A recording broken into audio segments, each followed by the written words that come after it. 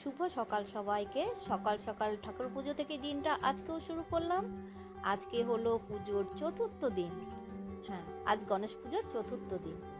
তো এই যে পুজো হয়ে গেছে, আর অলিভ বাবুর রোজকার মতো ঠাকুর প্রণাম করছে। ঠাকুরের সামনে তো কিছুক্ষণ বসে থাকে। হ্যাঁ, তারপরে দেখবে আর কি কি করে। এই দেখো, ও ঠাকুরের সামনে গিয়ে এই যে শুয়ে আছে, দেখেছো? যতক্ষণ পুজো হয় ও এইসব কাণ্ডগুলো করতে থাকে।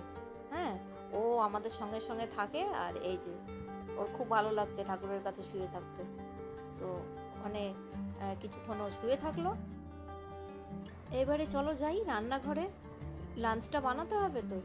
এই যে কথা বলতে বলতে বসিয়েও দিয়েছি আজকে বাঁধাকপির তরকারি, ভাত, আর হবে অরলের ডাল। হুম, বলতে বলতে দেখো রান্নাটাও হয়ে গেছে। এই লাঞ্চ বেড়ে দিয়েছি, ভাত, বাঁধাকপির তরকারি, অরলের ডাল, আর এই যে বেগুন ভাজাটা হচ্ছে। সকালে টিফিনে রুটি বেগুন ভাজা বানিয়েছিলাম, সেটা বেঁচে গেছিলো, সেগুলো নিয়ে নিয়েছি।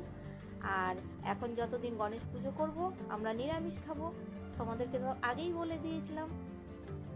তো এই যে এবার রেস্ট টাইম দুপুরে। তো অলিভ এসে শুয়ে পড়েছে, ওর চোখের পাশে লোমগুলো একটু ইয়ে হয়ে গেছিলো, চোখের মতো যাচ্ছিলো, তাই আমি ঠিক করে দিলাম, একটু আদর করে দিলাম। এবার ওর ঘুম হলে ঘুম থেকে উঠে তারপরে আমরা বিকেলে যাব বাইরে বেরোতে। তো বিকেল হয়ে গেছে, আমি অলিভকে নিয়ে একটু বাইরে বেরিয়েছি। আর আজকে জানো তো আকাশটা পুরো মেঘ করে আছে, মনে হচ্ছে একটু পরেই বৃষ্টি নামবে।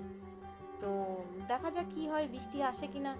আর যা গরম পড়েছে, প্রচণ্ড গরম, একটু বৃষ্টিরও দরকার। তো এখানে কিছুক্ষণ একটু বসে ঘরে গিয়ে তারপরে সন্ধ্যা আরতি আছে, সব আছে।